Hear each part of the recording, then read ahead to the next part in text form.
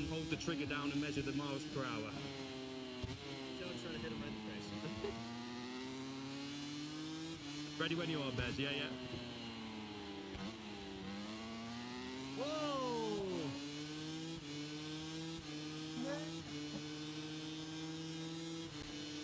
35. Va bene.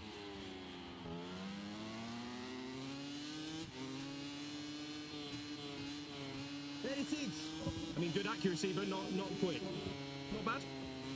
He's good. Happy. Yeah, very happy. Good luck to both of you today. A great job yesterday.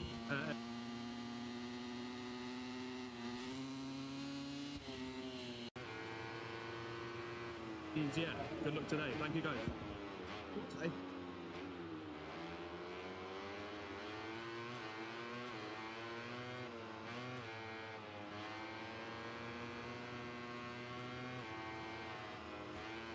Yeah, okay. Jorge's going to throw.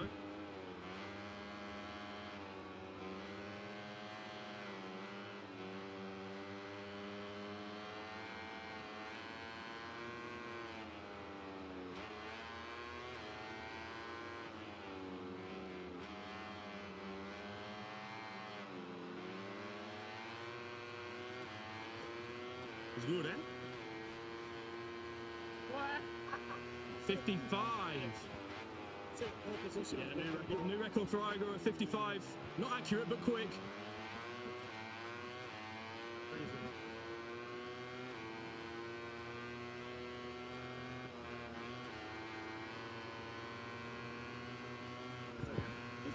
$55. Pressure on, Raul. Which is the target? To put on the hand or to take the speed?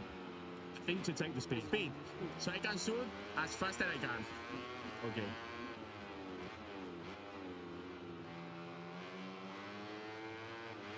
Here we go, Raul. Watch out, everyone, because this could go anywhere. Raul was going to absolutely go for it. So hold the trigger. I miss it. 51. 51, not bad.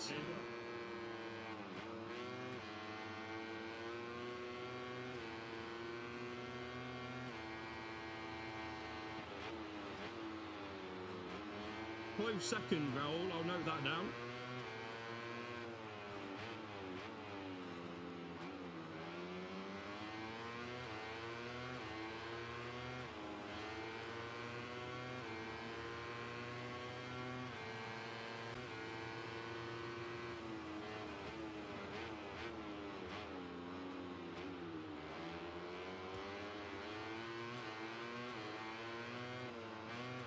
Did you get on?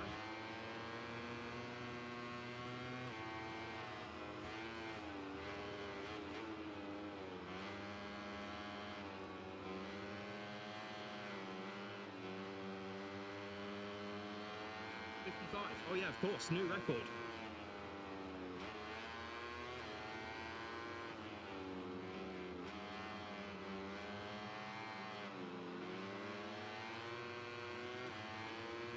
Buddy, good morning. Hope you're enjoying this.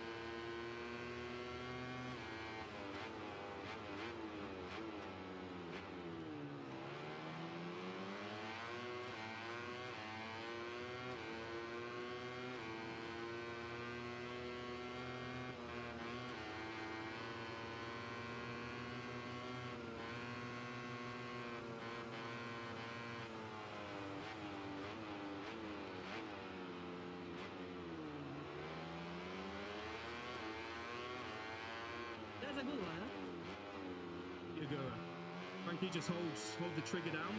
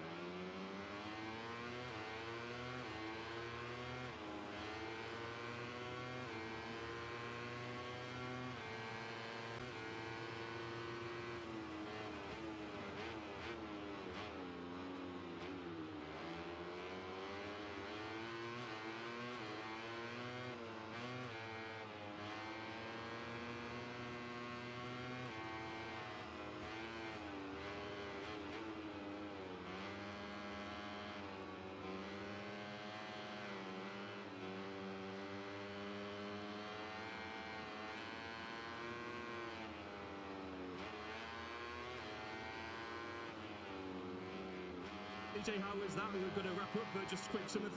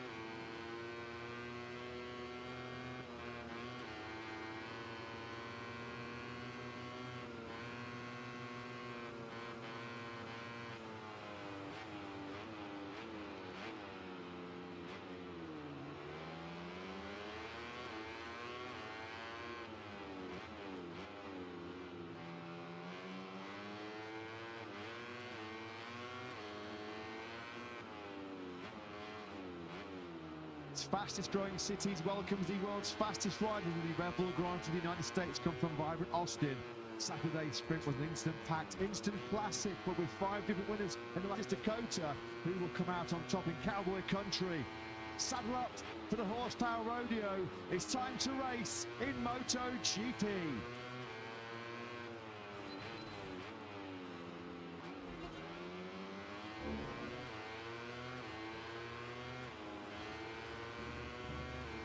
Off into the distance is the live music capital of the world. That is downtown Austin. About a 25-minute drive away. It's one of the most spectacular Grand Prix venues in the world. Welcome, good morning to our third round of this year's MotoGP World Championship. It is the Red Bull Grand Prix of the United States. Global Tour brings us to North America after previous visits to South America last weekend in Goiânia. And of course our season opener in Southeast Asia at the Chang International Circuit in Buram. It's a beautiful and absolutely gorgeous race day morning here as we approach midday and as we approach the first of what we hope are going to be, I'm sure they will be, 3 cracking COTA Grand Prix. First up, as always, head of the 20-lap MotoGP race this afternoon, where Marc Marquez is looking to reclaim his crown as the king of COTA.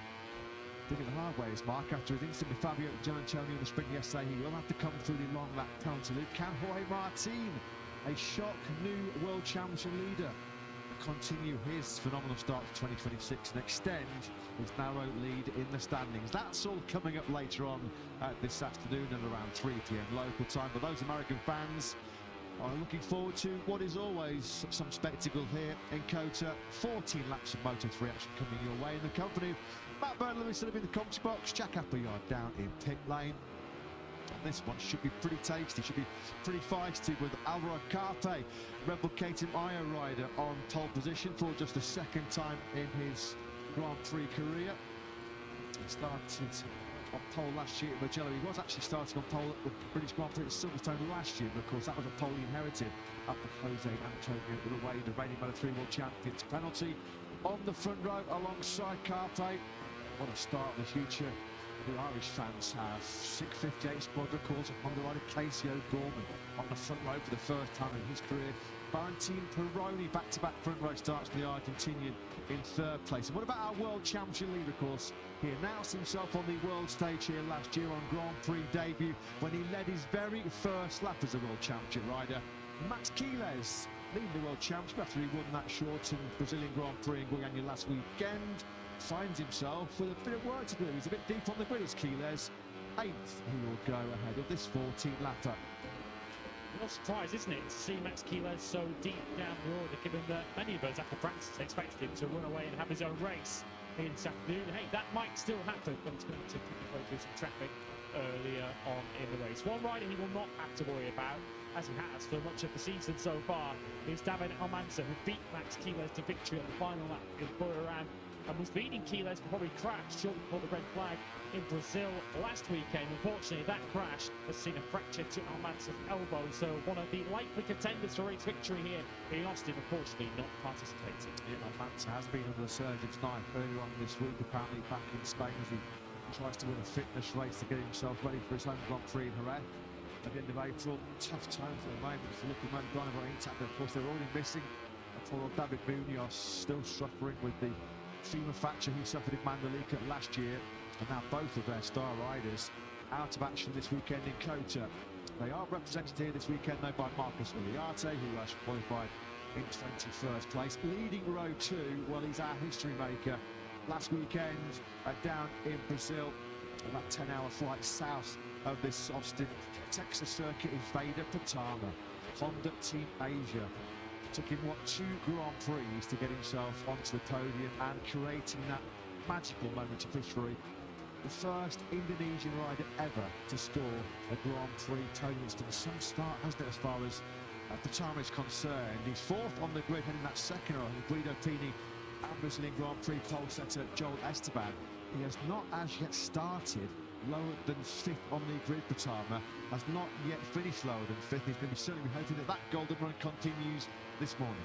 We've got a good Honda representation, haven't we, towards the front of the grid. 3 on the front 2 rows to go with 3 KTMs and 4 in the top 7 with Adrian Fernandez starting there too. This is such a tough track for anybody, no matter what level of experience you've got in Grand Prix racing, but especially for a rookie to get to grips with this COTA circuit, given how technical and how long it is. It's such a complex layout, which is why it has to be so much credit to both Gorman and Pratama for putting themselves in top 4 places on the grid. Well, Carpe absolutely crushed qualifying yesterday here in COTA, didn't he? A 2:12.107 from the Spaniard was over 0.4 of a second clear of anybody else on track here in Austin.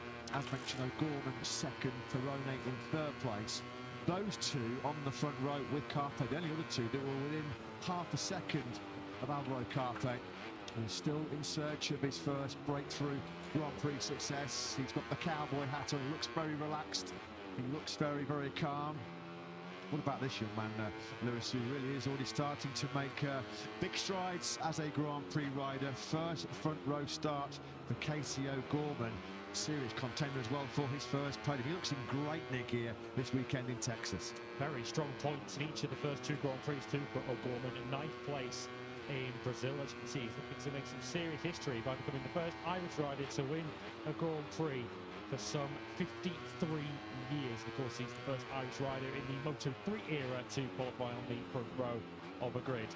Here is Marco Morelli, who of course starts from 18. He came through to the podium last time out in Brazil, but has a long lap penalty to overcome if he's to do the same today.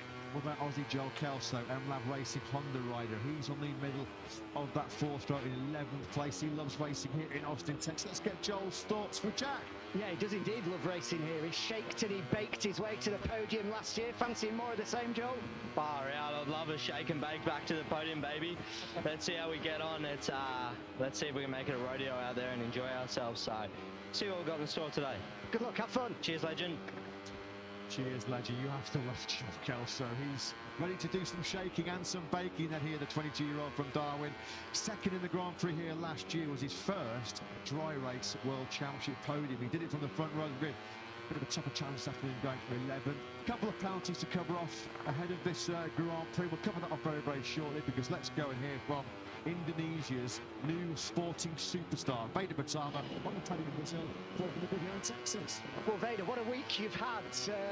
Quite the weekend in Brazil last time out. Now, first time here, onto the 2nd row of the grid. You must be filled with confidence ahead of this one. Yeah, of course, I feel confident in this race. And also, yeah, especially in this track, I really enjoy during all the weekend. And yeah, I make improvement during the riding in this track. And yeah, let's see today in the race. Looks like the wind direction is different. It's not same like yesterday, but yeah, I will do my best. Have a great race. Thank you. Thanks, Jack. Thanks to Vader Batama. Well, let's just cover off in a couple of those penalties, Lewis. We just saw on screens there Marco Morelli, who was on the podium last weekend in Goiânia. He has a long lap to serve in this upcoming Grand Prix. Saw the reason for that slow online on the back straight down towards turn 12. He's got 1 long lap penalty. It's double the dosage for Jesus Rios, who starts 20th on the grid. 2 long lap penalties for taking out Matteo Bertelli in Brazil. Let's head straight to the front row. How about Casey O'Gorman, who's the Jack? Yeah, that's a good question. You've made a lot of Irish people proud so far this weekend, Casey. What a debut you've had here at COTA. How are the nerves ahead of your first front row start? Now, to be honest, when you know you have the pace to find the front, it's a little more calming than other races when you're still trying to make a step for the race. But no, we have the pace, so let's see what we can do. Good luck. Have a good one. Thank you. Thanks to the 18-year-old Irishman Casey O'Gorman. Points in 5 of his 6 Grand Prix so far, a best of 6th place over in Portimao. He really is starting to find his feet at this level in Casey O'Gorman. One to watch is the 18-year-old. So he's on the middle of that front row. I think we just saw there Joel Esteban, who of course was on pole position over in Brazil last weekend. Happy to see Esteban actually riding here in Austin, because he had a massive face plant high side, didn't he, when he was fighting for the podium last time out in South America. Well, Red Bull, KTM, they're so used to having riders win Moto3 races. It's today the day that Alvaro Carpe breaks his winning duck in the Moto3 World Challenge. Between a great chance for pole position. Let's get the thoughts of its boss, and Nicky Aya with Jack. Yeah, it was some turnaround from Alvaro from Friday to Saturday. Found an awful lot of pace. What's going to be key to this one for him to take that first victory, Nicky? I think the key today is to try to push as much as possible from the beginning. Obviously, you know, there's a lot of straights on this track, so if you can pull away a little bit in the beginning, I believe there will be some other guys as well, like Gilles, Perrone, that have quite good pace. But I think the key is just to push from the start to the finish and hope for the best. Thanks, Nicky. All the best. Yeah, push from the get-go. That's usually a tactic that will serve riders well around this Austin. So yeah, thanks, Jack. Thanks to Nicky Aya. Carpe, the 18-year-old, he's been top 5 in the last 6 with podiums in Phillip Island and Valencia. He's been the nearly man so far, hasn't he, in 2026 as Carpe, 4th place over the line in Thailand, 4th place over the line in Brazil, a whisker away from troubling the podium places, but he was so superior in the qualifying yesterday, over 4/10 faster. Very rare you get to see gaps that big between first and second on the grid in Moto3. Well, we've been so impressed by our rookies in 2026 so far. 2 of them in the top 3 in the World Championship. You just saw another rookie who's catching the eye. Rico Salmela, the young Finn, equals his career best on the second of Tech 3 KTMs. He and his teammate Valentin Perrone will be both eyeing a march up the order today. Yeah, Salmela will do well to get away with a couple of aggressive Spaniards alongside him here, because Fernandez and Quiles are going to have to get busy early on to recover ground from that 3rd row grid. Heading row 4 in 10th place there, we can see Brit Scott Ogden, of course, riding for CIP Green Power. Qualified top 10 now, Ogden, in 3 of his last 5 Grand Prix. The best of 12th here back in 2022. BMW safety car then peels away and starts this huge climb up into the first corner. An elevation change of over 40 metres from your standing position on the grid to this very point when you bank it left into that tricky tight turn 1. Looking at the tyre information from Pirelli, everybody is on the soft rear tyre, the SC1. As far as the front tyre is concerned, all the KTM riders are on the medium SC2, and all of the Hondas are on the SC1 soft, with the exception of the 2 Leopard riders, Tini and Fernandez, who have gone for medium. We're about to find out if Kelso is about to shake and bake once again here in Austin. It's actually the second in the Grand Prix here last year. No top 6 though in the last 5 Grand Prix for Kelso since he pushed Jose Antonio Rueda all the way to the checker flag in front of his home crowd in Phillip Island last October. But in the blazing sunshine, glorious blue sunny skies here in Austin, racing in what, 3 or 4 minutes time. The fans are ready to go. Such a dramatic Tissot sprint in MotoGP yesterday. I'm sure that whet the appetite for so many of you watching at home. An appetite for his first win. He's definitely going the way of number 83, Alvaro Carpe. And he convert that brilliant pole position yesterday into what would be his first 25-point haul. What is going to be his 26th Grand Prix start. Here is then your front row of the grid for this 14-lap Red Bull Grand Prix United States of Moto3. Back-to-back front rows for Valentin Perrone. A new experience, a first ever front row start for number 67, Casey O'Gorman. Watch him charge away on the 658 quadricourse Honda, but on pole position and trying to break his winning duck. He was dominant in qualifying yesterday. Is the king of coach in Moto3 going to be Alvaro Carpe? He's on pole.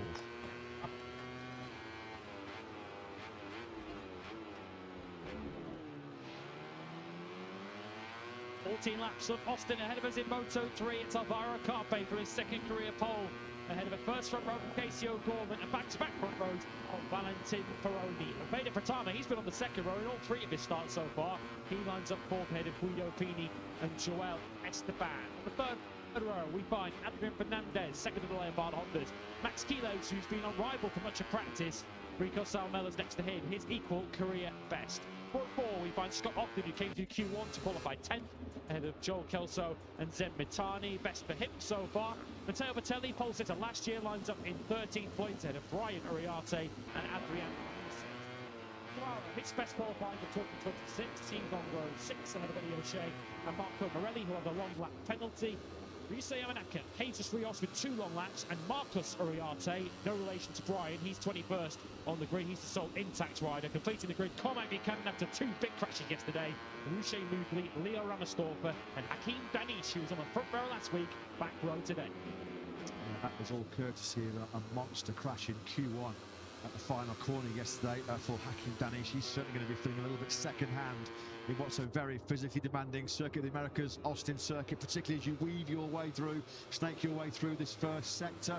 Well, the rider who won the MotoGP race here in Kota in 2025. Big interest as always in Moto3 is Pecco Bagnaia. I'd like to say joins Jack. Yeah, he does indeed, and he's just been joined by Marco Bezzecchi as well, who sprinted half of the pit lane to get here, so we'll let him catch his breath. Pecco, Austin, such a technically difficult circuit. How would you go about trying to win a Moto3 race here? Yeah, I remember when I was in Moto3, the sleep sync makes it's very important to start well, being in the front group and just try to survive in the last 5 laps and then pushing hard. Well, let's see if it works. Good luck. Thank you. Grazie. Grazie, Pecco Bagnaia, second in yesterday's Tito sprint in what was an all-time classic over 10 laps. Thanks very much, Jack.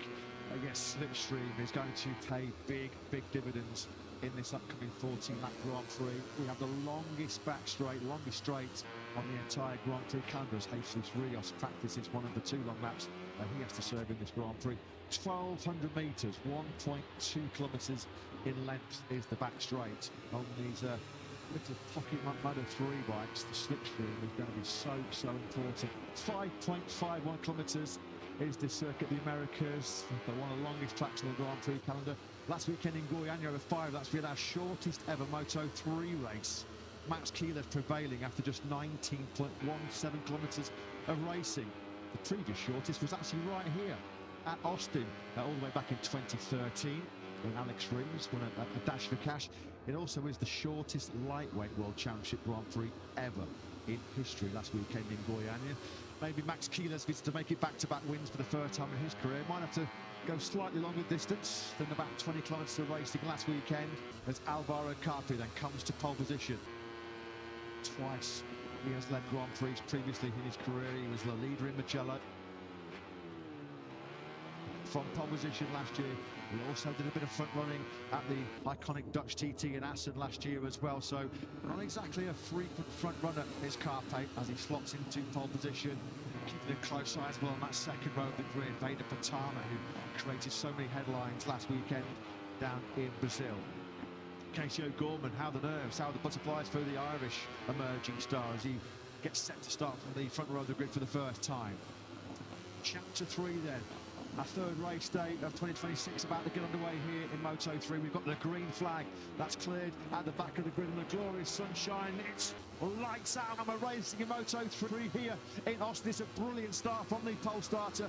Alvaro Carpi, he's going to get the drop on the field on this long climb to turn 1. Vader Patama already getting very aggressive. And here comes Quiles. Quiles from the middle of that third row in 8th place, already into P3. He got a spectacular launch. He was straight past the 2 Leopard Hondas before they'd even left the grid, and now he's already into the podium spots up the inside of Vader Patama. It's 83 and 73 away at the front, Carpe and Peroni. Max attack from Max Quiles already then in the early part of this Grand Prix. Patama there in 4th place. Just behind him is Joel Esteban. Oh, big moment there. Big moment was there on the front end for Carpe as he powered through that first sector. He was almost down there, did really well to save that one, and just behind him was Peroni, who had to be red alert there, full focus too. Well, Quiles was a little bit wide there as he came round the left-hander of 9, so that's backed him into Vader Patama, who runs 4th. O'Gorman still in 5th place with Esteban right behind him, 6th, with where he started, of course. Nice move by O'Gorman on the inside. Is he going to make the apex? Is he going to compromise his exit speed here down this 1.2 kilometre back straight? Dived on the inside of Patama to take that 4th place. Yeah, he did just lose a bit of exit speed. There was a bit of elbow parting there between O'Gorman and Patama as they power down this back straight. As we now watch Peroni taking the lead in this Grand Prix. It's such a long run, and he's light as a feather, is Valentin Peroni. Can he brake late enough? No, he can't. Carpe brave on the brakes and holds on to the lead. That's Pini getting involved with the 2 other Red Bull painted bikes. That'll beat Salmela and, of course, Uriarte further back in the midfield. A good first lap this by Joel Esteban. He's recovered up 1 place He's going to be feeling really battered and bruised after a monster high side last weekend in Goiânia. So now the field concertinaing up after that long sweep for the first time down the back straight. It is still Carpe under constant pressure early on here from Perone. I mean, those two were half a second clear, weren't they, through the first half of this opening lap? But now, as mentioned, the field has closed up behind them. There was an exchange of elbows from Patama and O'Gorman, who are still fighting each other now into turn 19. It slowed them both down because they were passed by both Fernandez and Esteban. So what was a battle for fourth is now a battle for sixth. Yeah, the two Honda boys are exchanging a bit of paintwork, aren't they, on this first lap? First lap in the books that's led by Alvaro Carpe from pole position. Perone there in second place. Quiles looking to pick up some slipstream down this start-finish straight. There's a gap then, almost half a second back to Adrian Fernandez in fourth. Fernandez has been dragged through from that third row of the grid with Quiles. All sorts of lines been taken there. Oh, it was almost a collision there as O'Gorman swept around the outside of Guido Pini. Pini, I think, has taken Esteban. In fact, Esteban's taken O'Gorman. So they're now battling for sixth once again. Pratama back down to eighth now ahead of Salmela. And Brian Uriarte is up 4 places, one of the big movers on this first lap. He's into the top 10. This is where Carpe had the big scare, almost took the front right here, didn't he? Going through turn 6 on that first lap. This time around, no dramas. Just a threat of a breakaway top 4 here as there's a bit of a melee building behind, being led by O'Gorman, who's got himself back through on Esteban. Still right in the thick of that particular trio is Vader Patama as they drop down now through the high-speed turn 10. Is Perone going to be close enough to attack Carpe on the brakes into the lemon or no? He's just going to wait by this time, maybe just try and pick up some slipstream. Uriarte at the inside of Salmela. Once again, it's Ayo versus Tech 3s as the front as Esteban goes way off the road. That's going to compromise him for the next 1.2 kilometres. Yeah, I think he was giving a little bit of a helping hand there with Guido Pini aggressive on the inside. There was just no way for Esteban to go. Just look at how eager the riders are to pick up some crucial slipstream here. Now all over the rear tyre of Perone goes Quiles. Fernandez there, who's come from that third row of the grid himself, as they negotiate that tricky left-hander turn 12. Esteban's wide again. He was wide out of 11. This time around he's wide out of 12. Very nearly ran into the back of O'Gorman once again. Katie O'Gorman very aggressive, getting stuck in these early stages, but he's still running in that 6th place. And it is now closing together up at the front because Pini's now dragging that second group. He's now closing in on the back of his teammate, the Leopard Honda's 4th and 5th.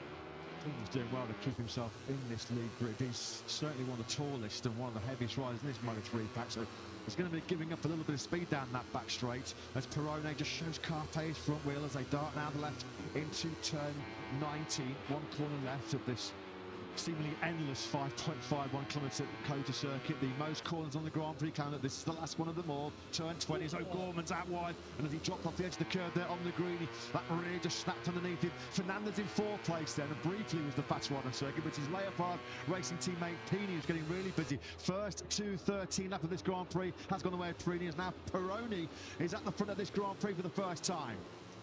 As if that group's closing up. There's Cruces back there as well, who's also making some serious early progress. He's now up to 9th place from 15th on the grid, and he was doing low 2:14s last time round. Well, he was faster than the leader on the last lap, so keep an eye out for the CIP grid power machine, the number 11, who's getting right into the action. It's been awesome for us to watch as neutrals in terms of that battle between O'Gorman and Patama, but it's not really doing much for their prospects of going away with this lead group at the moment, because they're down in 7th and 8th place respectively as it stands right now. So Perone, he's done a couple of laps to a look at Carpe ahead of him, and now he's decided to hit the front for the first time in this Grand Prix. Clear road ahead of the Argentine now as he drops down into turn 11. There's Carpe in 2nd. Quiles has been 3rd. He's occupied that 3rd place since the very first corner of this Grand Prix after that dynamite start. This was Carpe getting a fraction wide, not as wide as O'Gorman was in the back of the picture, and that's what allowed Perone to seize the lead. So it's now the 73 punching the hole in the air, and it's a hole that Quiles is going to try and ride through. As he now pulls up alongside Carpe, and he's going to have the high ground there. Carpe, as good as he is on the brakes, is he going to be able to hold him up from there? And it's going to cost him 2 places as Fernandez now rides through the gaps. The Leopard Honda's now getting stuck in. Yeah, Pini almost running to the back of Carpe as well as he just checked up going through turn 12. O'Gorman was wide and once again on the exit of 12, just getting a little bit scrappy at the moment as a 67 as he tries to get head down and run the pace of this lead group ahead of him, a lead group which is still being led by the 73 of Perone. So for the first time in this Grand Prix, Quiles is higher than 3rd place, and this is already starting to spell a bit of trouble. We know how good Quiles is managing his pace at the front of this Grand Prix, saving his tyres for late attacks, with Perone that leads them through turn 19. once again. I think O'Gorman was completely off the road through turn 19. And we're getting a track limits warning very shortly. It's a leopard warning at the moment for Alvaro Carpe, who has now lost 3 places on this lap. Back to 5th position behind Guido Pini's Veda Pratama. He is a fast learner, isn't he? He's now latched onto the back of the leading 6, setting the fastest lap of the Grand Prix. Keyless hits the front. Matt Keyless then hits the front for the first time in this Grand Prix. He has wasted precious little time in finding his way into the lead. Let's not forget he started this Grand Prix down in 8th place on the inside of Pironi on that long up to the first corner. Now then, what can Keyless do with a bit of clear road ahead of him? Bit of free track to sort of try and make a breakaway. Can Pironi go with him? This was the drive Keyless got out of the final corner then. Just as he made the move on Carpe in the slipstream down the back straight, it's on the home straight where he claimed the KTM victory. This time around it's Pironi. This is beautiful by Keyless. Head down now mode for him. So Pratama getting the move done on Esteban too at the back of that group to take 6th place. Carpe also repassed Pini into turn 1, so he's back 4th in between the 2 Leopard Hondas. Although Fernandez is now getting stuck into the 73 of Pironi, and this might well play into the hands of the leader Keyless. So late to Pratama. O'Gorman really is struggling to stop that. 658 squadron course Honda, isn't he? He surely is going to be getting a track limits warning very, very soon. Veda Pratama has just set the fastest ever race lap in Moto3 here in Austin. More kudos to the Indonesian at the front then now. They go 4 abreast, and there is Pratama trying to find a way through on Pini into turn 12. There's no way through. Oh, Pini makes a bit of contact with Pironi. This has been a terrible lap as far as Pironi is concerned. He started this lap 4 leading, and now he's been pushed back down to 4th place. Could get even worse. With all that drama, Pratama was a little hesitant, and he nearly lost that place to Esteban, who's trying around the outside of turn 15. That hasn't really cost them too much ground to Keyless, who's now able to do his own thing. But if they keep battling like that, just up behind the 28. 3 by Pironi, who's already been at the front of this Grand Prix. He's got Pini for company. Here's Pironi now trying to go on the inside of Carpe. Carpe, though, goes full send on the inside of Fernandez. That's going to be tight. That's going to be really, really tight. Carpe, though, leans on Fernandez. Fernandez has to yield. Carpe back in a second. So one Leopard Honda losing a place. The other Leopard Honda gaining a place as Pini passed Pironi into turn 1. They're 4th and 5th ahead of Pratama, then running 6th. Marco Morelli, who, of course, was on the podium last time out in Brazil, will not be matching that today. He's just served his long lap penalty. He's down in 22nd place. That would have cost him 3 seconds, wouldn't it? So there is Keyless. We now have a detached lead group of 7. O'Gorman in 8th place from that dream front row is 2.5 seconds off the lead, 1.5 seconds over line. He was behind. 7th place, Esteban. So it looks like at the moment, any one of this magnificent 7 at the front, who's going to win this Grand Prix? That's lovely by Pironi. Beautiful move. Down the hill into turn 11 on the inside of Guido Pini. Oh, big high side. Pratama's gone dead. Pratama has a big high side on the exit of turn 11, and it's the luckless Joel Esteban. Wrong place, wrong time. So Pratama's going to fail to finish a Grand Prix for the first time, and what a difference a week makes. Having created history 1 week ago in Brazil as the first Indonesian. Wrong place. Turn 11 on the inside of Guido Pini. Oh, big high side. Pratama's gone down. Veda Pratama has a big high side on the exit of turn 11, and it's the luck down the hill into turn 11 on the inside of Guido Pini. Oh, big high side to Grossley's rider.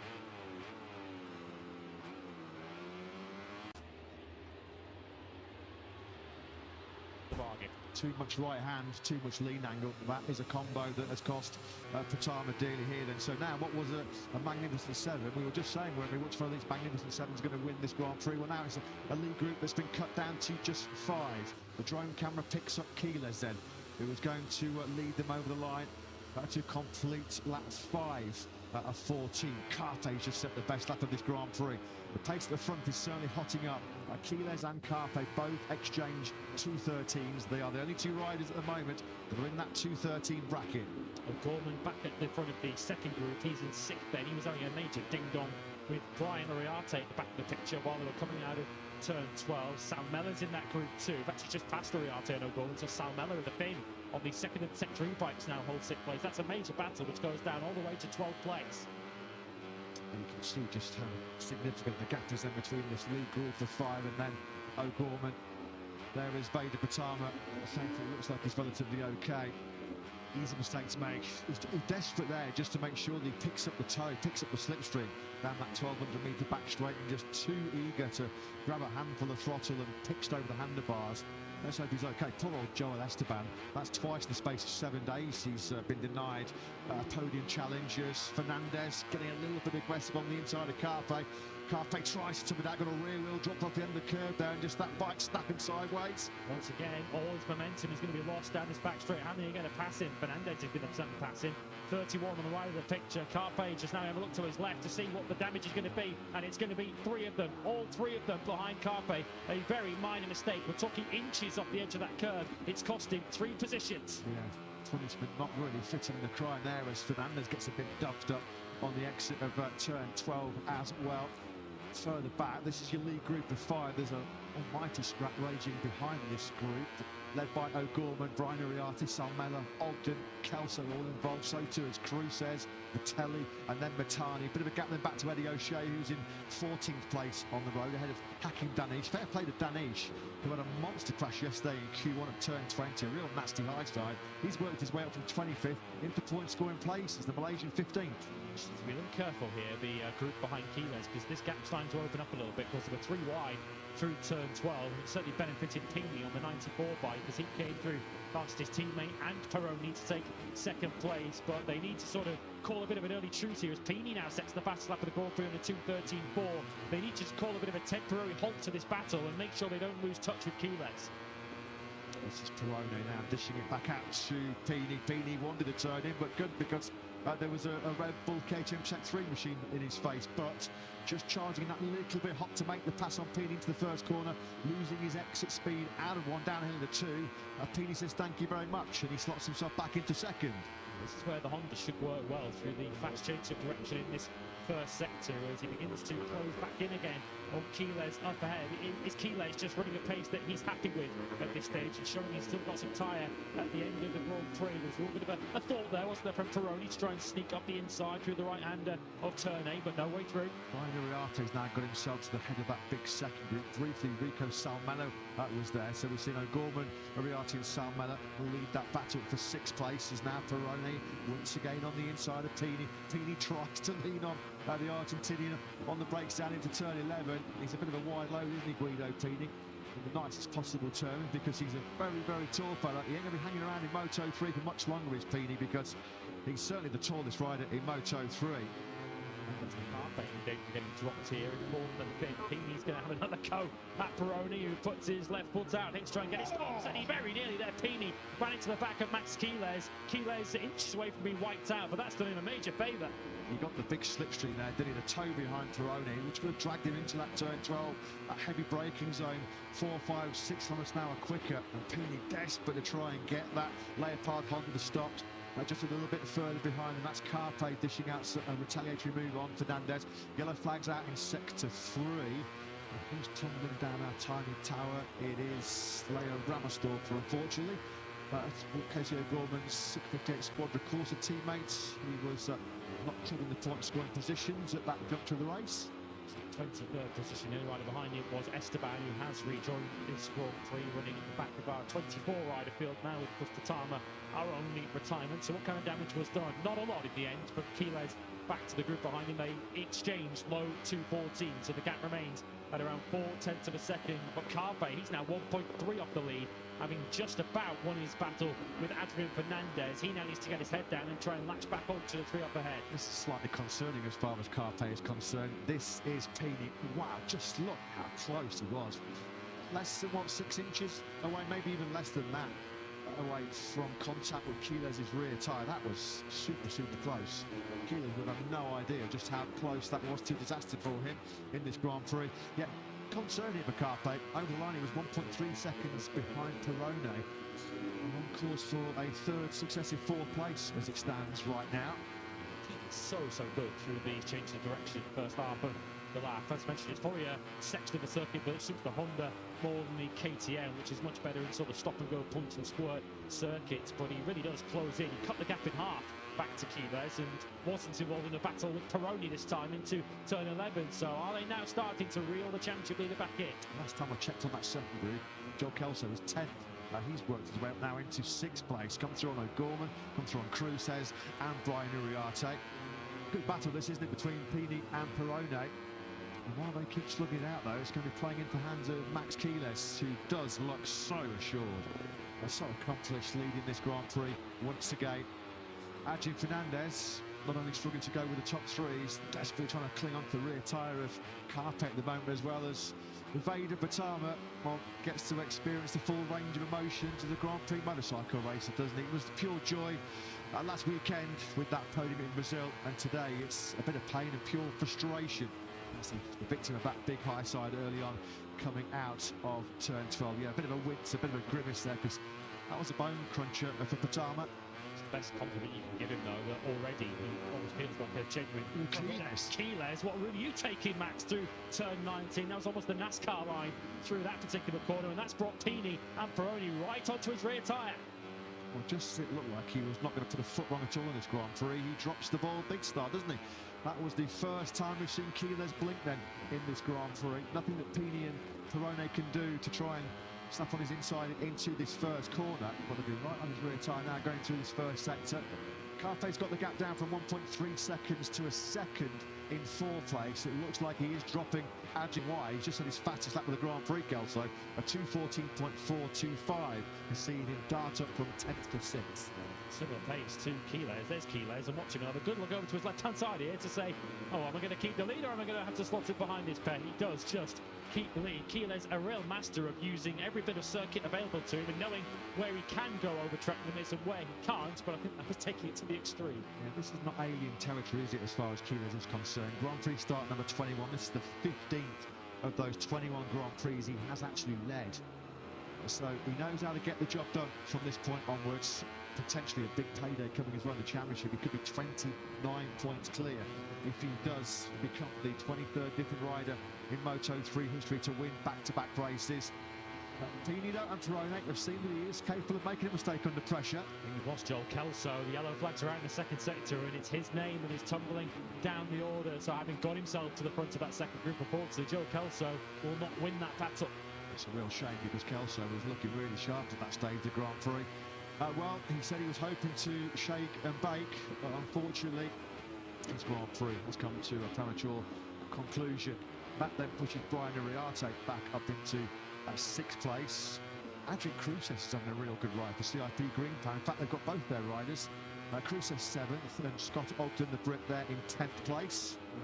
Then we've got Batelli, Matani, O'Shea, Danish and Morelli scoring points. Morelli promoted back into the top 15 after initially serving that long lap penalty, but it's going to be small points, if any, for the Aspar rookie. It would be a best if he stays in 7th. He's actually now in 8th place, Cruces, which would equal his best ever Grand Prix finish, which was right here in Austin 12 months ago. Fernandez is really suffering at this late stage of the Grand Prix.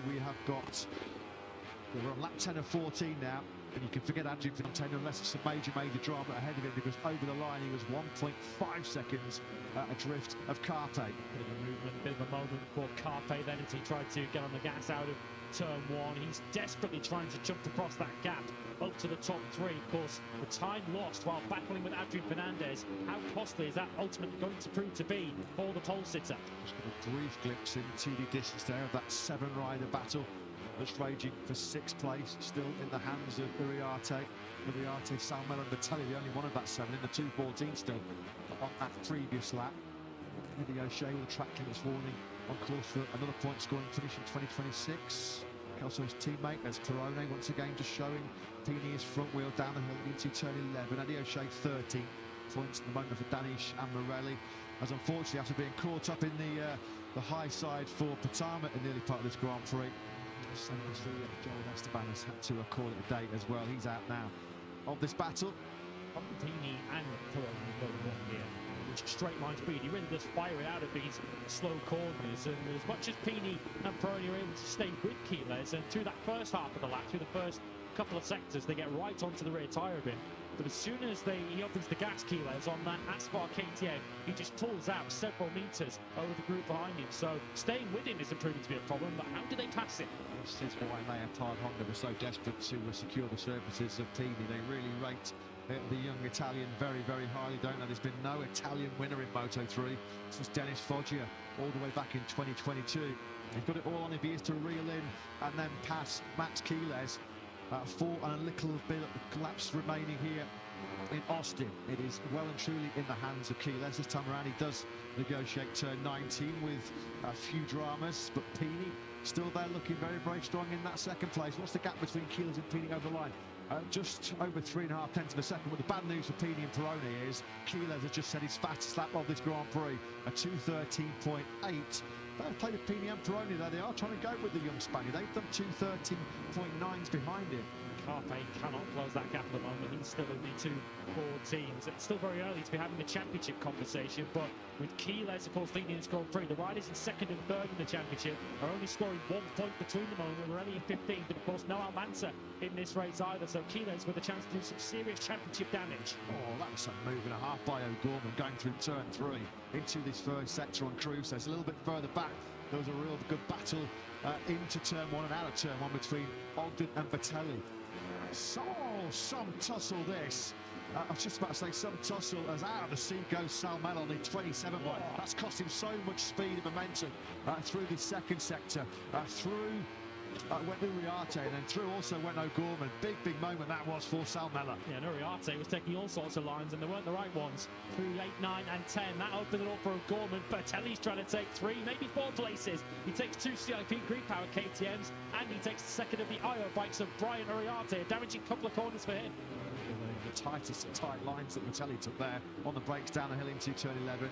Once again, Peroni not able to find a way through on Pini's Leopard Honda. Traditionally in Moto3, if you're looking for a fastest motorcycle in a straight line, you've always been drawn to the Leopard Hondas, and that's what's keeping Guido Pini, and some brilliant riding as well, firmly in the victory battle.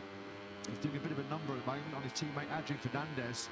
Because Fernandez has slipped right out of contention. He's going to be very quickly 3 seconds behind Carpe, so very lonely fifth at the moment as far as Fernandez is concerned. 3 seconds almost behind Carpe, 5.5 seconds up the road for Muriarty in that big battle for 6th place. Variety of lines through 16, 17 and 18 there. Quiles favouring the wide line through 17 to really straighten out 18. Gives him a much better look at the penultimate corner, turn 19. We're now into 20, 3 laps to go, and if Pini and Peroni have anything extra up their sleeves to lay a glove on Max Quiles, they've not got an awful lot of time to find it. Quiles successive PB laps in this Grand Prix. That last one of 2:13.852. But behind him, Pini and Peroni were both quicker with 2:13.6s. Not completely out of this. He's looking for a bit of a slip-up, a little bit of drama to unfold ahead of him is Carpe, who himself is in those high 2:13s. On that last lap, he was also that little bit quicker than Quiles. Quiles not being given a millisecond to rest here at the front of this Grand Prix, is he? We know how good he is at handling pressure, though. Of course, he was put under late pressure by his teammate Morelli last weekend in Brazil, and Quiles had enough in hand. Does he have enough in hand here this afternoon? He's got Guido Pini behind him, who has never won a Grand Prix. Valentin Peroni in third has never won a Grand Prix. 4th place Alvaro Carpe hasn't won one either. They've all been on podiums, but they've got to try and deny Quiles. Yellow flags out in the first sector. And once again, it's Casey O'Gorman. Casey O'Gorman, and unfortunately, in that big battle as Pini decides that this is the moment he's going to strike. Guido Pini then down the hill into turn 11 on the inside of Max Quiles. Quiles trying to pick up some slipstream as they power down the long back straight here, 1.2 kilometres in length. Back into lead, and immediately goes Quiles. Big Pini with the move going down the hill into turn 11, just sacrificed a bit too much of his exit speed. Here he comes back from a long way back. Surely he's going to run a little bit hard. How did Pini get that Honda stop there into turn 12? Brilliant this by the 94. Pini trying to pull the pin on the final 3 laps of this Grand Prix. Quiles trying not to let it, trying to keep that high ground, keep the track position. But the 94 of Guido Pini for Leopard Honda, who have had success here over the years with Danny Kent and Jaume Masia, both winning this Grand Prix. Can Pini make it 3? You saw a twix there on the rear tyre through 14 for Peroni. He's already lighting up that Pirelli rear tyre, and now, out of nowhere, jumping right back into this podium battle, jumping right back into this victory battle is Carpe. Carpe then now just off the rear tyre of Peroni. Into the final corner we go. It's going to be Guido Pini that will lead them over the line. First time potentially he's ever going to lead a lap in a Grand Prix. Certainly is, because there's a short run to the finish line here. So Guido Pini Has he timed it to absolute perfection? 2 laps remaining, just under now 11 kilometres left as Quiles now seizes the inside line. And now from a long, long way back goes Perrone. This is going from bad to worse for Max Quiles. He's getting really beaten up there. He's been pushed wide by Perrone, and now Carpe will come through. Max Quiles was the leader of this Grand Prix on the last lap. He's now back in 4th place. Big questions here for the World Championship leader to answer. Very un-Max Quiles-like, isn't he? He's usually so good in these battles, but they've done a bit of a number on him. The trio behind him, they're all now battling for a maiden Grand Prix victory. Does Quiles have a counter-attack up his sleeve in the final lap and a half? Carpe, has he just been sitting off this lead group? Seeing that they're not really getting away from him more than a second half, and just been keeping a bit of life in that Pirelli rear tyre, because he's the only rider on circuit at the moment that's still in the 213s. He'd have been helped to that 213.9 by a bit of slipstream down this back straight. But it's Pini now, a lap and a half away from being the first Italian to win in Moto3 since Dennis Foggia in 2022. But he's run a little bit wide. Smallest of mistakes on the brakes down into turn 11. Coming through side by side they go was Perrone. Who's going to get the Avantis now on this long swing down to turn 12? Not a corner you want to make a mistake in, given what follows it. 1.2 kilometres of full throttle, and Perrone surely is going to take advantage of that. Is Carpe going to get the 2-bike slipstream and make his way into the action? He does take 2nd place. Carpe is looking, you have to say at the moment, it just runs a little bit wide. Going through 12. Pini also did. They're on the absolute limit here. These 4 are on the ragged edge. They have produced a brilliant display. Oh, Carpe back through on Quiles, going through 13 and 14. That was lovely. I have to say, it just looks like at the moment Carpe looking the stronger of this lead quartet here in Kota, but it's Perrone that is your leader. With just 1 lap and a few corners remaining of what's been another classic Moto3 battle here in Kota. Perrone will have half a dozen bike lengths as he leads into this final sector. Perrone's after a bit of redemption here. He was riding the podium battle when that race got stopped in Brazil, and then ultimately wasn't involved in it later in the race. He's going to lead on to the final lap. 73, 94 and 83, all chasing a maiden Grand Prix victory. But can the championship leader get himself back into the action? Perrone staring in the face of history. 5.5 kilometres standing between him and being the first ever Argentine to win a lightweight world championship race. Here comes Carpe on the inside of Pini. They rub knees as they grab a handful of brakes into that uphill braking zone for turn 1. Quiles with nothing at the moment in response to the 3 ahead of him. Max Quiles came over the line. He's got to find 7/10 of a second on this final lap. Did not see this coming. Quiles starting the final lap down in 4th place. As he ultimately ran out of group, was he just trying to break that group behind him? And ultimately, the likes of Pini and Perrone didn't allow him to do that. They close up through this snake section. The change of direction is now to the left-hander of turn 9. Here we come with Pini and Quiles. Quiles boxed in there. Surely he's going to struggle to win from that far back. I think Pini might have just had a little bit of spin on that rear tyre going through 7, because it looks like he just lost a little bit of time on the 2 KTMs ahead of him. Perrone then, this is one of the big overtaking opportunities that's gone. On the inside of Pini goes Quiles. Quiles knows that he's running out of time here if he is to make it back-to-back wins in South and North America. He's going to get drafted here now by Pini down this long back straight. Carpe desperate now to pick up some vital slipstream. He's going to be close enough to attack Perrone on the brakes into 12. He pulls out of the slipstream. Side by side, Carpe goes with Perrone. Look at the speed differential with the slipstream. And Carpe then, having been the early leader in this Grand Prix from pole position, back at the front as he timed this to absolute perfection. Oh, a moment there for Quiles, who's trying to get back as Perrone back on the inside of Carpe. Now he forces him out wide. It's all going to come down to that final turn 20. Oh, Carpe almost took the front. He was almost down there going through turn 13. Through 15 we go then now. Just the 3 fast right-handers left here, 16, 17, 18 before 19 and 20. It is Perrone that leads, but cutting to a tight inside line goes Carpe. How did he get that turn through 18? Brilliant now by Carpe. Is he going to pinch this one late on from Perrone? Perrone fights back now through turn 19. What a finale. What a finish to this Grand Prix here in Austin. And coming from a long way back goes Pini. He's going all in. Carpe now on the inside of Perrone. He's going to take it both for a wide, and Pini will say, thank you very much. Guido Pini wins it. What a race. What a finish. Guido Pini is a first-time Moto3 winner in the most dramatic of finishes here in Austin. Guido Pini takes it by just 0.5 of a second. Max Quiles, who was 4th going into that final corner, takes the checkered flag in 2nd place. Carpe, who was briefly your leader in that dramatic turn 20 as he fired on the inside of Perrone, does take his first podium of the season. Oh, heart take for poor Perone. He was leading on the brakes going into turn 20. He's not even on the podium as he got picked up and run wide by Carpe. Look at this. That was a beautiful, beautiful move by Carpe on that inside line going to 18. Perone then straight back through into 19. And Perone there must think, I've got this in the bag. Got my first victory. He tries to go defensive. Carpe was always going to go. Petey knew there was potential piece to be picked up here, and he did indeed. Carpe had to go for it. He picked up Perone, and coming through is Guido Pini. Poor old Perone, not even on the podium. Behind all of that drama for the top quartet here in Kota. We imagine Cruces a best ever 6th place for him. Imagine Fernandez in a lonely 5th. Salmela takes 7th. Brian Uriarte, top 10 for Vitelli and Ogden in a dramatic finish in that battle for 6 points for Eddie O'Shea. Career best 11 for Eddie O'Shea. 12th for Morelli, 13th for Danny from the back of the grid. Marcus Uriarte 14th and Jesus Rios credits him 15th after 2 long laps.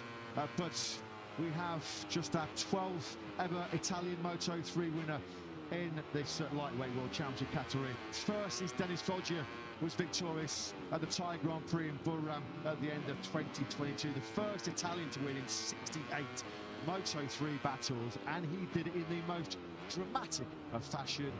Guido Pini, take a bow. You are a first-time Moto3 Grand Prix winner. Brilliant race, brilliant finish. Let's get the thoughts of Blair Problem. Let's move back into Jack. Yeah, what a finish that was. Going into the final corner, I didn't expect Guido to be the winner, did you? No, me too, but he was strong all over the race. And to beat, honestly, Achille Scarpe at the finish line, it's something incredible. We knew that it would happen this season, that he was going to win at least one race, but it came after 3 races, and we are very happy for him and for the team, and we have to go forward. For someone of his size with a back straight this long, that's a huge achievement. It's incredible what he did, because he is big, he's very tall. I mean, he's a tall guy, and it's not easy for him to be on a small bike like this, but it's this achievement, as you said, it's incredible. Congratulations. Thank you very much. A small guy small bike ridden by a big guy with a big talent as well. Guido Pini, congratulations. Well, Leopard Honda were hoping that he might win 1 or 2 Grand Prix this year. He is well ahead of schedule. Winner of round 3 in what was once again an absolute classic. Max Quiles, well, he did so much of the front running in that race. He does come out of it in 2nd place, which will feel like a bit of a bonus as far as Quiles is concerned, because he was 4th going into that final corner. He was there, just like Pini was, to pick up the melee of Carpe and Perone ahead of it. And what it all means is Quiles now is 23 points clear of Carpe and 2nd in the championship. Not what he came for. He was certainly many people's pre-race pick to take the spoils here today. Carpe still awaiting that first Grand Prix victory. Started today from pole position, so close at the line as Valentin Perone. Well, he can't quite believe it. Head in hands. That move he made on Carpe through 19 was absolutely phenomenal. But he must have known that Carpe was going to bend it on the inside of him in that final corner. At this point, though, Perone is thinking, I've done it. I've got it in the bag. Lovely move that was. Brave move to try and take your first victory. But here comes Carpe, and then eventually all the 3 are going to plough on through. He gets pushed out wide. Carpe goes through, Pini goes through, Quiles goes through, and having led with 1 corner left, Valentin Perone not even on the box. The understandable despair and emotion for Valentin Perone. He couldn't have done any more than that. He had to go for it into turn 19. Dare he leave it until the very last corner, but he must have known that Carpe was going to try it into the final corner, and I think every rider would have done what Alvaro Carpe did there. In the end, it was Pini who picked up the pieces to take his first Moto3 victory, but Perone's day will surely come. Well, what a weekend of race action we have already had so far here at the Red Bull Grand Prix of the United States. GP was an absolute corker. Our race day programme here today has started in brilliant fashion. Really close over the line. The gap between Pini and Quiles at the checker flag was just under half a tenth of a second. Carpe, so commanding was his dominance in qualifying yesterday when he was over 4/10 clear of anybody else on the grid. Must have felt like today was the day. A big opportunity for him to take the victory. Fair play to him, all credit actually to Carpe, because at one stage in that Grand Prix, he had been the tax in that league group, and he was about 1.3, 1.4 seconds off the podium. As Christian Youngberg there in the sunglasses comes to congratulate his fellow Italian, Guido Pini. Phone calls already been made back to Europe as we have a brand new Moto3 winner. And becomes the 59th different winner in the Moto3 World Championship, this Guido Pini. Carpe still finding time to smile about it. Second in the World Championship, and it is his first podium of the season. He continues his excellent recent run of form. It's now top 5 in the last 7 Grand Prix for the 18-year-old. That's the kind of consistency, and that's the kind of big point swords collected on Sundays that's going to win you World Championships, or certainly allow you to fight for them. Consistency has now put Carpe second in the World Championship ahead of Peroni Pini. Pirelli, of course, top always the boat today after the long lap penalty coming into the Grand Prix. And Max Quiles leads here 23 points to the good after a dramatic final corner. Scott Ogden. There was some late drama, wasn't there, further down the field. There's Adrian Cruces. It was really close between Brian Uriarte and Cruces. Uriarte's done really well on the 51 bike there, having to stay upright and on 2 wheels. So over the line with 6th place. That is a career best for him, for CIP Green Powered. Top 10 as well for Scott Ogden, as the Leopard Racing Team and Guido Pini start their celebrations here in Austin, as we hear from Alvaro Carpe's first podium of 2026, third here in Austin. He's with Jack. Alvaro, first podium of the year, and there can be no doubt in the fact that you went all in on that final lap. What are your emotions now to have come out at the end of it in third? A bit sad, a bit upset from that last corner, because not just by myself, because I dropped 2 positions, just also for Peroni. I have to say sorry. I have no option to defend this, because I was going very wide. So I had to say sorry first of all, and then about the race, I have to say was a bit difficult, because Maximo was pushing a lot. Then I go back a little bit because I made a mistake on a braking. So I tried to catch them. 2 laps to go. I catch them. I start to overtake, and then I arrived to the podium. As I said, I'm a bit upset for this 3rd place, but it was a great race. Say thanks to all the team, all my family, my friends. They are looking at me at home. Say hello, and that's all. Thank you also for all the fans. Great ride, well done. Thank you. Yeah, another great ride by a great emerging talent. Carpe would not have been able to have slept for 3 weeks, would he, had he not gone for that move on Peroni. That's how close he was, said in commentary at the time. Rubbing knees and boots and all kinds of things on that run into the first corner, as Carpe with 2nd place on Pini. As he mentioned, he made that mistake around sort of 2/3 distance, which cost him well over a second. It was almost 1.4 second drift at one stage, so a great recovery by Carpe. Max Quiles does extend his lead in the Moto3 World Championship. Not the back-to-back wins he was hoping for, but a strong second here in Austin. He's with Jack. Max, it's another podium. You extend out the World Championship lead, but after setting that red-hot pace and leading for so many laps, how do you reflect on the race? Yeah, I was pushing to try to open gap, but it was difficult. It was really windy. I think if there was not so many wind, I could have a bit more of feeling and push even more, but I was risking a bit too much, and in the last 3 laps, I said, okay, I'm going to go behind. I'm gonna learn about them. Let's see if I can do another thing. And the last lap, I knew something was gonna happen, so this is why I didn't fight too much with Pini. I was thinking, if in the last corner I feel that there's nobody overtaking, I overtake Pini, but I saw it was gonna be a mess, so I said, okay, go, and I overtake them. I overtake them in the last corner. It was great. So I think it was a really good race, because I thought a lot, and I think this is something I improved. Top ride, well done. Thank you. What a 12 months it has been for Max Quiles. It was right here in Austin 1 year ago where he announced himself on the world stage in pretty emphatic fashion, didn't he? when he led his first lap in Grand Prix motorcycle racing. He led the majority of those laps here in the 2026 edition of the COTA Grand Prix Moto3. Just a sense of a little bit of disappointment. Happy with the 20 points he bagged, but maybe a tinge of disappointment. No disappointment whatsoever, because wearing the biggest smile in Texas right now, a first-time Moto3 winner is Leopard Racing's Guido Pini with Jack. Guido, what a race, what a last lap, what a final corner. Can you believe you've just won your first ever Grand Prix in that manner? Well, it's been a long weekend for us because we work in a very good way, and this is the result. So we have to continue in this line because we see the result. So I'm really happy. I have to say thanks to all my team because they make an amazing bike and we have an amazing group. So thanks to them and the people support me and looking from Italy. Huge congratulations. Thank you. A big kiss and a big win in the career of Guido. 50th Grand Prix success for Italian riders in the Moto3 World Championship, but plenty for him to be happy about.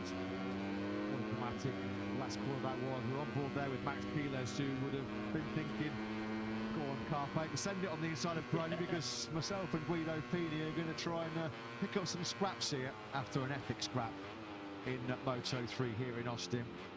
And that's going to feel special, isn't it? It always is super special when you win your first Grand Prix, but to do it in that fashion as well. Pini was third and grabbed a handful of brakes going into that final corner. Know what's going to happen. Turn 20 in COTA. Super close finish. Some good rides further back, as you mentioned. Career best. Eddie O'Shea there, his course is actually right on cue. 6th position. 15th to 6th, but he is under investigation for that aggressive manoeuvre on the last lap coming out the final corner where he made contact with Brian Uriarte. This is a replay.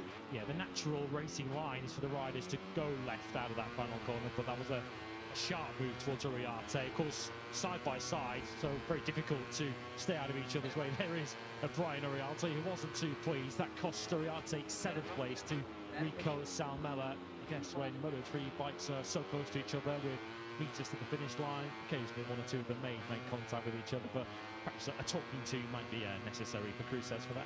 Good to see Matteo Bertelli back in the point scoring places as well. Of course, he took his one and only Grand Prix podium here in Austin a year ago. He hasn't scored a point since Phillip Island when he was 10th. Well, he's gone one better here today with a 9th place after all of his horrendous injury issues over the last year. Good to see Matteo Bertelli back towards the sharp end of the Moto3 Grand Prix. Right at the very sharp end, though, was Pini, Quiles and Carpe as we commence our podium celebrations here in COTA. Yeah, Bravaro Carpe, he moves up to 2nd in the World Championship. Finish goes alongside the 5 he took in his rookie season. Max Quiles has had a win and 2 very close 2nd places to start the season, which is not going, is it, by any means, which is why he leads already by 23 points. Miodrag Couture will accept the winning constructor prize alongside his latest COTA winner. Danny Kent won here for Leopard in 2015. Jaume Masia won here for the Leopard squad back in 2022. Now add Guido Pini to that roll of honour. Good story there in the celebration for Alvaro Carpe. So he's always here at the Circuit of the Americas. Max Quiles, it's not a bad strike rate, is it? 21 Grand Prix starts, 12 podiums for him. He's the rider they're all going to beat to win the Moto3 World Championship. Of course, Daniel Manson, who won the first race of the season, he does return in Jerez. He will return 40 points behind the X-Bar rider. For the very first time in Moto3, it's Guido Pini who will accept the winning trophy. Pini victorious in a last lap thriller in Austin, Texas.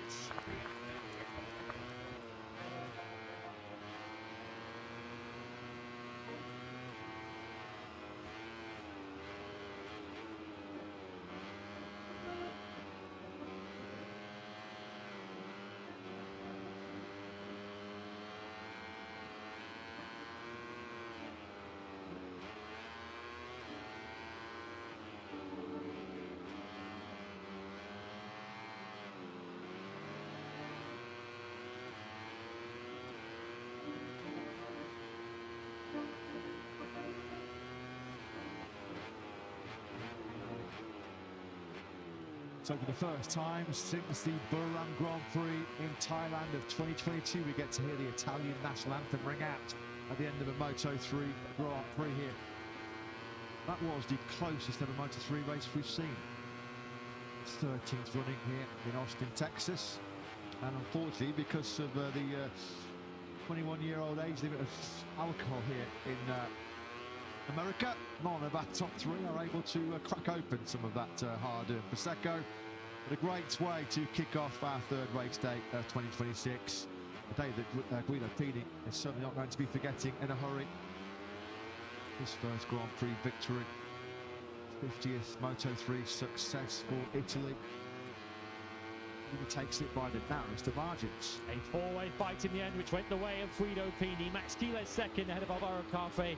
A gutted Valentin Peroni having to settle for fourth. Adrian Fernandez alone fifth ahead of Rico Salmela and Brian Ariarte, who were both promoted, as Adrian Cruces did receive a two-place penalty for his manoeuvre out of the last corner. He still took eighth though, which does equal his career best from here a year ago. Batelli and Ogden in the top 10 ahead of Eddie O'Shea, career best 11th for him, ahead of Morelli, Danish, Marcos Ariarte and Jesus Rios. Despite two long lap penalties, he did overhaul Uche Mugli to take the final point.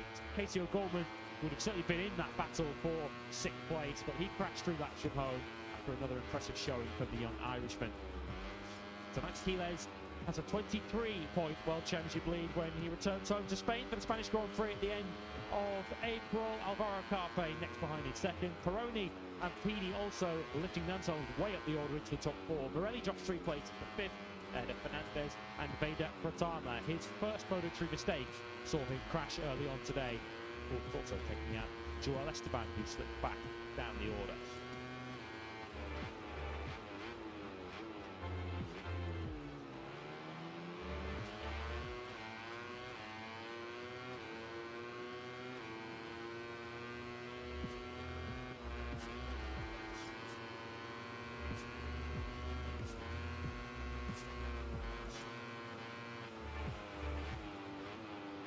KTM, of course, beaten for the first time in 2026, with their constructors' lead cut to 18 points over today's winner Honda.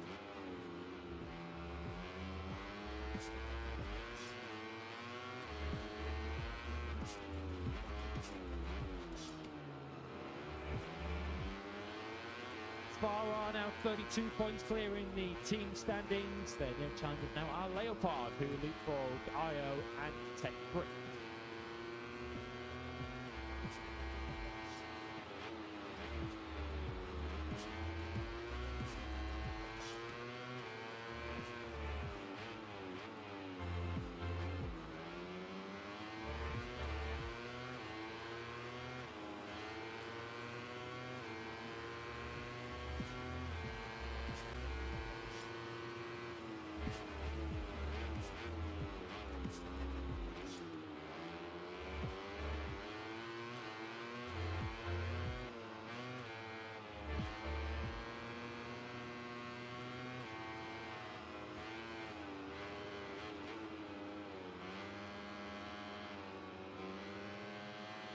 Let's have some highlights. Moto3 of the 14 laps of the circuit of the Americas, as Max Quiles made immediate progress up the order, starting past the Leopard Hondas off the line to move themselves straight up into the podium battle.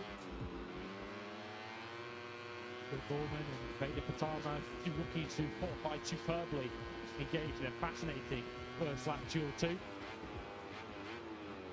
Who got an early jump, that was 83 of Carpe and the 73 of Peroni. Peroni hitting the front at the end of lap one. But Quiles, who qualified slightly out of position in fairness, after his pace in practice, starting 8th, very quickly got himself up into second place. The Leopard Hondas also joining the fun, with Fernandez picking up the early running for them. As he faded out of contention, it was left to Guido Pini to uphold Leopard honours in a four-rider duel at the front. All on between Carpe and Peroni. It felt like it was between one of those who would take victory on the final lap, with Pini and Quiles having their own battle for third.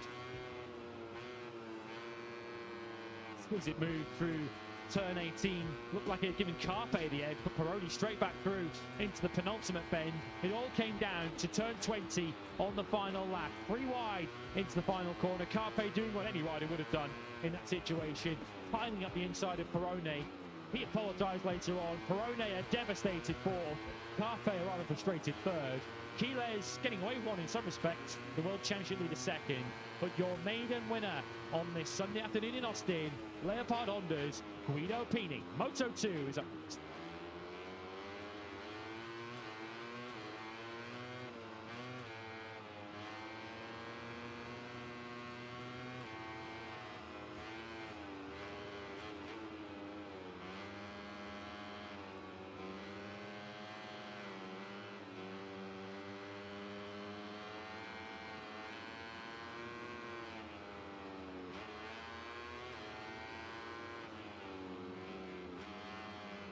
Well, after that fantastic way to start our race day here in Austin, we are just under 4 minutes away from the beginning of our coverage for Chapter 3 in this year's Moto2 title chase. So, taking advantage of maybe getting a little bit of a breather and a little bit of a pause here in the commentary box. Myself, Lewis and Jack will just step aside for a couple of minutes and we will join you at the top of the hour, 1 p.m. local time here in Texas, to kick off our coverage of Moto2.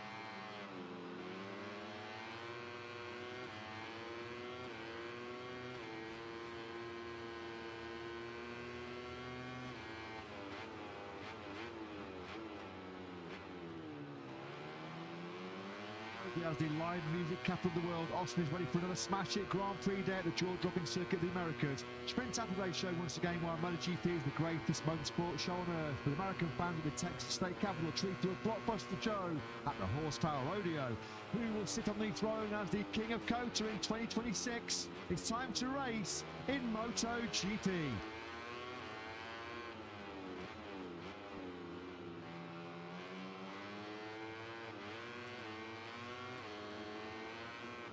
Good afternoon and a warm welcome back to sunny Austin. Welcome to the Red Bull Grand Prix of the United States. It's the third chapter in this year's MotoGP World Championship, and already after yesterday's unforgettable sprint in the top class, a race day schedule here in Austin has got off to a flying start. No spoilers here in the commentary box, but Moto3 was a cracker to get us underway here in COTA. There is the famous Circuit of the Americas observation tower nestled right in the heart of this magnificent motorsport complex, which sprawls over 1,500 acres, about a 20-25 minute drive from the vibrant downtown Austin. Most fans now are gearing themselves up for the 20-lap MotoGP race. In just about 2 hours' time, will be lights out to see if Marc Marquez can once again get his name back in the top of the winners' enclosure in Austin. And Jorge Martin, after his sprint success in what was an absolutely sensational Tissot sprint here yesterday, extended his lead in the World Championship. The Martinator back on top of the world for the first time since 2024. After Moto3, though, as always, comes the latest instalment in the battle for Moto2 glory in 2026. And the company of Matt Burt, Lewis Sitherby in the commentary box once again, with Jack Appleyard down on the grid and in pit lane. Now, when you left our coverage yesterday in the more than capable hands of Nico, Giles and Lewis, you were thinking that this Grand Prix of the Americas would have been started from pole position for Colombian star David Alonso, who did set the fastest time in yesterday's Q2 session, and all of his laps were scrubbed off for a tyre pressure penalty. The outcome, as you can see on screens, is that the cancellation of all those Q2 laps has left David Alonso in 17th place. Barry Baltus inherits our Texas pole position. So post Q2 drama, to say the least, Lewis. Yeah, for David Alonso, who had already got into qualifying as the red-hot favourite for victory here this weekend. He was fastest on Friday here in Austin and looked by far and away the class of the field, taking that first Moto2 pole position. What changed the pole have now been